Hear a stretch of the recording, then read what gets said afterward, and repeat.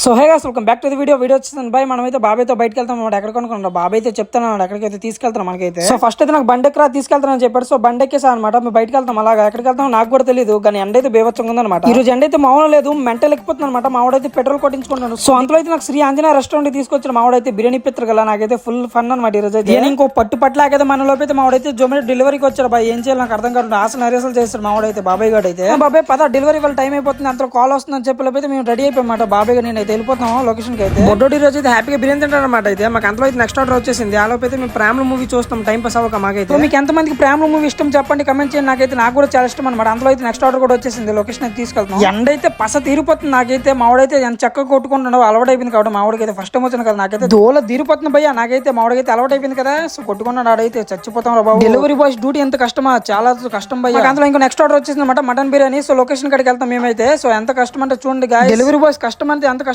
చూడండి. ఎండలో వర్షంలో తిరుగుతారు మన గురించి, ఎందుకంటే మనం ఆర్డర్ పెడితే వాళ్ళు తెచ్చిస్తారు అనమాట. సో వాళ్ళ కష్టాన్ని అయితే గుర్తించండి మీరైతే, వాళ్ళనైతే సపోర్ట్ చేయండి అనమాట. వచ్చిన టిప్పలు ఎంత కొంత టిప్ ఇవ్వండి, 150 ఎక్స్ట్రా అయినా పర్లేదు. ఇంకొక ఆర్డర్ పడింది అనమాట. హోటల్లోకి అయితే వెళ్ళాం మనం అయితే పార్సల్ తీసుకున్నాం. ఇదైతే ఫ్రైడ్ రైస్ అనమాట. సో మావాడైతే నీళ్ళు తాగుతుండే అలసిపోయాం, చాలా అంటే చాలా అలసిపోయాం. ఎండ అయితే బేవచ్చంగా ఉంది కదా. సో ఎంత వాటర్ తాగుతున్నా దాం తిరగలేదు అనమాట. కస్టమర్ కాల్ చేసి అయితే చాక్లెట్స్ పట్టుకుంటానని చెప్తే మేమైతే వెళ్తామంట లొకేషన్ కి అయితే. మేమైతే ఇప్పుడు కస్టమర్ లొకేషన్ వచ్చేసి ఇక్కడ నుండి అయితే 10 కిలోమీటర్ అనమాట. ఇక్కడ నుండి అయితే సో చచ్చినట్టు వెళ్ళాలి, తప్పదనమాట. సో మా బాబాయ్ గడ అయితే చూడండి ఎంత అయితే ఉన్నాడు, ఎంజాయ్ చేస్తుండగా నాకే దోలు తిరిగిపోతుంది. మా బాబాయ్ గడ అయితే పైకి వెళ్తాను అనమాట డెలివరీ చేయడానికి. సరే నేను బయట ఉన్నాను అనే లోపు అయితే ఇంకొక ఆర్డర్ అయితే వచ్చింది అనమాట. సో ఆర్డర్ తీసుకెళ్ళి లొకేషన్ కి అయితే ఇచ్చేస్తాం మేమైతే. అమ్మ ఎంత పెద్ద బిల్డింగ్ పిల్ల అవుతుంది కదా నాకు. సో మాకు ఇంకో నెక్స్ట్ డెలివరీ అయితే వచ్చేసింది అనమాట. సో అది ఎంత పెద్ద బిల్డింగ్ చూడండి అమ్మ, చాలా పెద్ద బిల్డింగ్ అనమాట. మా బాబాయ్ లోనికి వెళ్తాను ఇవ్వడానికి అయితే కంపెనీ అనమాట.